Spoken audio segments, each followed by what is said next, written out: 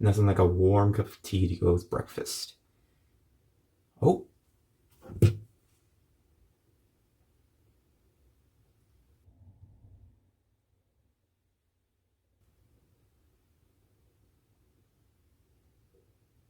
Nope, nope. Not this time.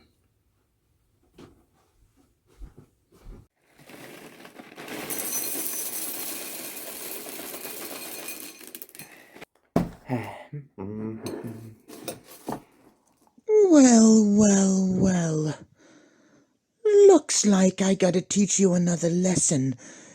You honey-stealing bastard. Whoa, whoa, whoa, whoa, buddy. I did not put honey in this time.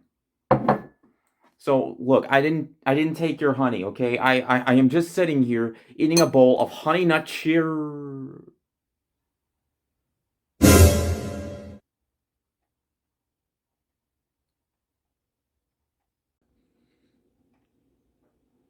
Oh man, I knew I should have gotten Honey Bunches of Oats. No. Frosted Flakes, I'm taking Frosted Flakes!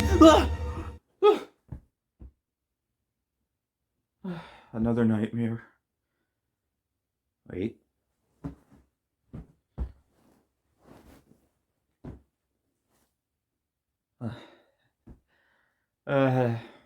Pooh's not real. Pooh's not real. Thank God. Everything is gonna be okay. Am I right, honey?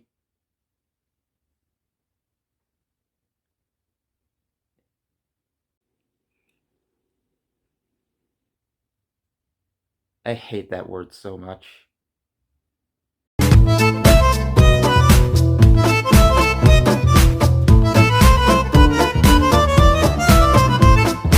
Hey guys, what is up? This is Matthew Davis, me once again. Welcome back to the movie review, aka After I Saw. This time is going to be on Winnie the Pooh, Blood and Honey 2. Yeah, whether or not you like this movie, and I'm sure most of you didn't, this was going to happen anyway. But anyways, a little bit after where the first movie left off, Pooh and his gang are back for another rampage after Christopher Robin abandoned them. But we focus a lot more on Christopher Robin and just trying to get past all the Pooh stuff. And when he explains that to a bunch of other people, people just thought he was crazy.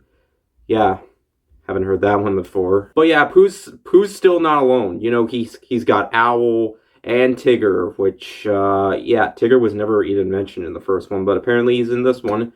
So yeah, they go out in where Christopher Robin lives in a town, and they go on a murderous rampage. But Christopher Robin has a lot of backstory about his history with Pooh when he was a child. And yeah, now, let me make one thing perfectly clear, okay? The first movie was terrible. It was so bad, but I honestly had so much fun watching it in the theater. I actually rewatched it in preparation for this review, and yeah, it's still bad, but I just couldn't help but laugh because the movie just wanted me to take it seriously, but I just couldn't.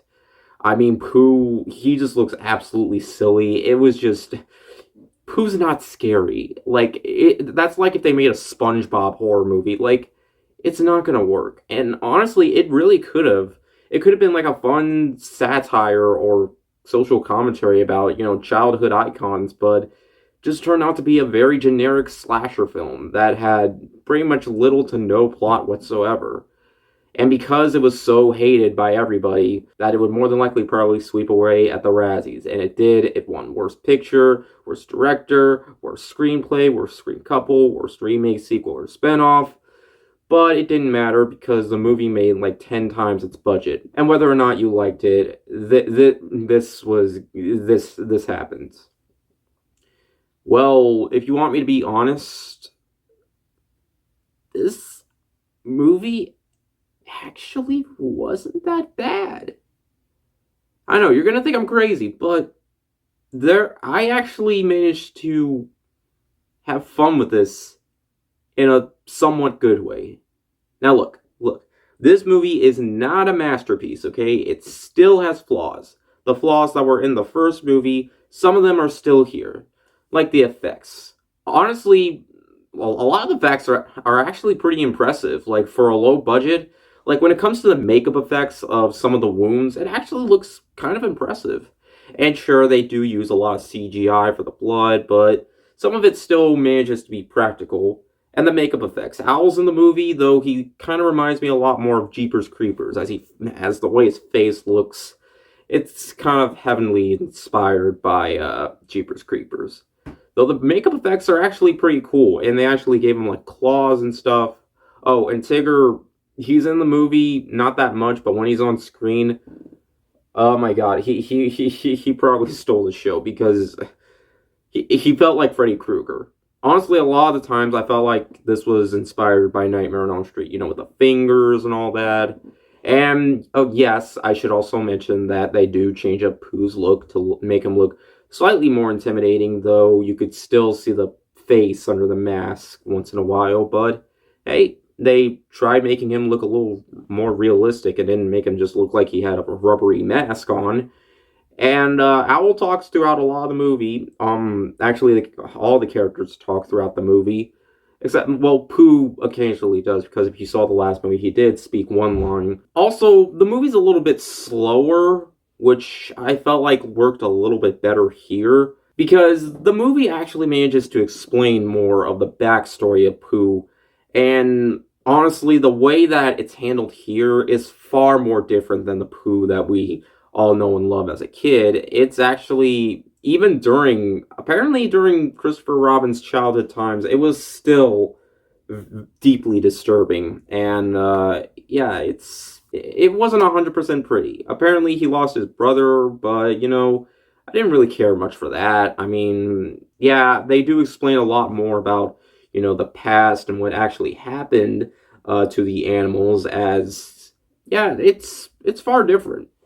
And honestly, the first movie I didn't think was bad because it ruined my childhood. It's just the way it was handled in trying to be like a satirical horror film and just didn't feel like it.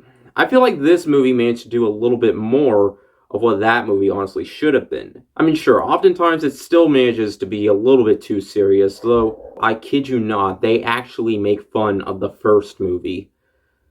And it honestly had me kind of confused, but literally other horror movie sequels kind of do that. If you watch the movie, you'll know what I'm saying, though a lot of you probably aren't because the first movie was so bad. But I definitely do feel like this movie does manage to slightly improve. It actually does kind of focus a little bit more on what actually happened and not entirely completely focused on the kills that much. And even when it comes to the kills, I actually had fun with them and didn't actually feel like I was laughing at it, but with it. And the last act I thought was the most entertaining part of the entire thing. And yeah, none of the human characters are remotely interesting. I feel like the closest character that I'm actually going to slightly care for is Christopher Robin because, Christopher Robin and Pooh.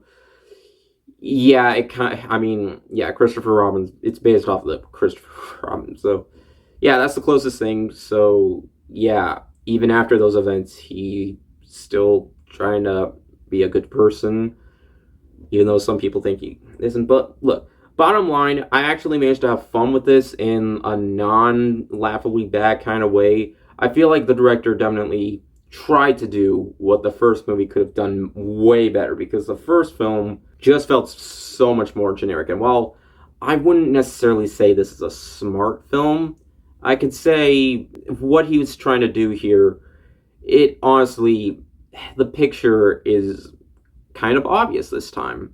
And in the end, Pooh Blood and Honey 2, I expected to be way worse. And I thought it would be way worse than the horror films that have been coming out this year and haven't been doing a whole lot for me. I was actually genuinely surprised. It's not a perfect movie by any means, but it does manage to do things that its predecessor tried to do but really couldn't, other than effects. I mean, some of them still do look cheap, but, it's honestly something that I can kind of forgive because it is on a much lower budget.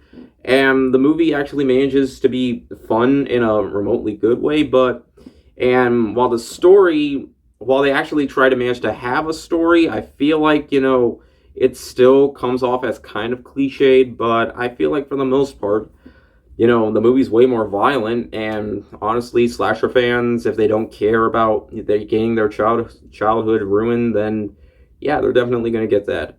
I had more fun with this one, even though I did have fun with the first movie. I had fun with the first movie in a bad way. Like, that movie, it's still terrible. Like, I did not care who got killed off in that movie. I still don't remotely care who gets killed off in this film, but I feel like because the movie actually tried to have more deeper meaning behind it, I feel like that's what worked a little bit better here. It still, most of the time, just feels like a generic slasher film, but one that I can actually enjoy in a good way. It's still got problems, but if I'm being honest, this whole universe thing that they're trying to do, this one is a bit of a step up. And yeah, they're doing a whole universe about horror, this horror fantasy thing. They're doing one with Peter Pan. They're doing one with Bambi. They're doing one with Pinocchio. Even though a Pinocchio horror movie already exists, and if it wasn't for that film, I wouldn't have met a very special friend, who will be 10 years since I met this year. So yeah, but honestly, if you didn't like the first one, then I don't think you're going to get a whole lot out of this one either. But for the most part, I liked a little bit what they did here more than in the first one, because I felt like that movie just had no plot and just wanted to be a stupid slasher film. And while this one, it definitely has its fair share of flaws, I feel like what they're actually trying to do here makes a little bit more sense than the first. But yeah, anyways, yeah, thank you guys so much for watching, and I'll see you guys later. Word out.